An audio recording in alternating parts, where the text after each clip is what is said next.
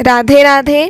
अथाह YouTube channel पर आपका स्वागत करते हुए आज आपको एक ज्योतिर्लिंग की कथा सुनाते हैं। हर हर महादेव। हम आज जानेंगे भारत के दक्षिणी राज्य तमिलनाडु के रामनाथपुरम में स्थित रामेश्वर ज्योतिर्लिंग के बारे में। वर्तमान में रामेश्वर का यह मंदिर करीब 350 वर्ष पूर्व निर्मित हुआ था और यह मंदिर एक अनोखी शिल्पकला का सुंदर उदाहरण है। इस मंदिर के परिसर में धनुषकोटि, अगस्त तीर्थ और चक्र तीर्थ जैसे करीब 24 तीर्थ स्थल मौजूद हैं, जिनका दर्शन करने के पश्चात ही रामेश्वर ज्योतिर्लिंग पर गंगा जल चढ़ाने की मान्यता है। यह अत्यंत पवित्र गंगा जल हरिद्वार से लाया जाता है। तो भक्तों, क्या आप जानना चाहेंगे इस पुण्य तीर्थ पर स्थित रामेश्वर ज्योतिर्लिंग की उत्पत्ति की कथा? अगर हाँ, तो आइए करते हैं इस सुंदर गाथा की शुरुआत। रामेश्वर ज्योतिर्लिंग की महिमा गाथा के साथ दो प्रचलित कथाएं जुड़ी हुई है और इन दोनों कथाओं के साथ श्री राम का नाम भी जुड़ा है। आज हम आपको उन दोनों कथाओं के बारे में बताएंगे।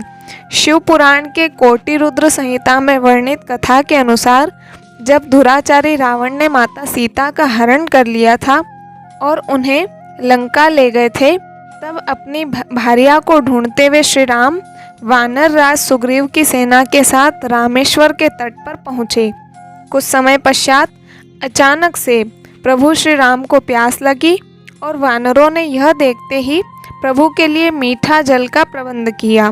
मगर जैसे ही श्री राम ने उस जल का पान करना चाहा, तब तक उन्हें स्मरण हो आया कि मैंने अपने स्वामी भगवान शंकर को जल तो चढ़ाया ही नहीं, फिर मैं यह जल कैसे ग्रहण कर सकता हूँ।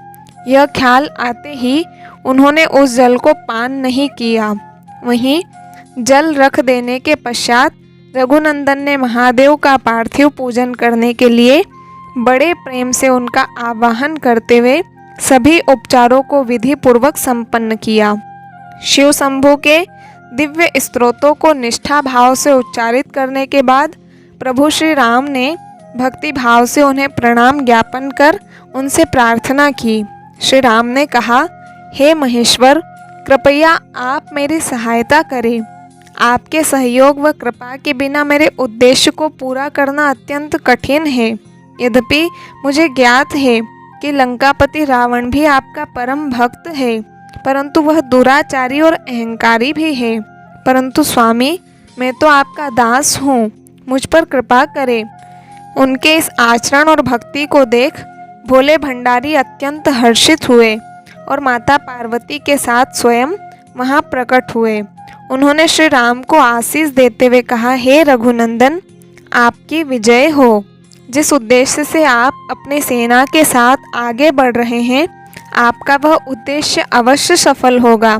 श्री राम ने तब महादेव को प्रणाम करते हुए लोकहित की कामना से उनके समक्ष यह इच्छा व्यक्त की कि महादेव सदा के लिए रामेश्वर में ही वास करें।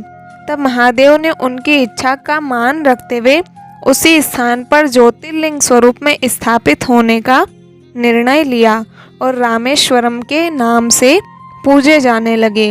अब स्वयं महादेव का हाथ जिसके साथ हो जाए, उसे पराजित करना तो असंभव हो ही जाता है। इधर श्री राम ने भी इसके बाद लंका की ओर कदम बढ़ाते हुए दुराचारी रावण की सेना को पराजित करते हुए माता सीता का उद्धार किया था।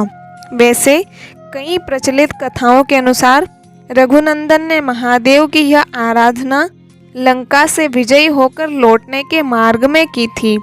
कथानुसार श्री राम जब रावण का वध कर माता सीता के साथ लंका से लौटे, तो कहीं रामेश्वर के तट पर पहुँचते ही उन्हें यह ज्ञात हुआ कि उनके हाथों ब्रह्म हत्या का घोर पाप हुआ है, क्योंकि रावण एक एकनिष्ठ ब्राह्मण था। इसके बाद उन्होंने सभी ऋषि मुनियों का आवाहन कर उनसे इसके प्रायश्चित का मार्ग पूछा। ऋषियों ने तब उन्हें शिव पूजा का मार्ग सुझाया और कहा कि अब महादेव की स्तुति से उनके हाथों हुए इस पाप से निष्कृति संभव है। कहा जाता है कि उसी समय श्री राम ने एक पार्थिव शिवलिंग का गठन किया और उनकी स्तुति आराधना में लीन हो गए। रघुनंदन की पूजा से संतुष्ट होकर अंततः महादेव उनके समक्ष प्रकट हुए और उनसे मनचाहा वर मांगने को कहा। श्री राम ने तब उनसे ब्रह्म हत्या जैसे पाप से मुक्ति की इच्छा व्यक्त की और शिव शंभु ने उन्हें इस पाप से मोक्ष का रास्ता बताया।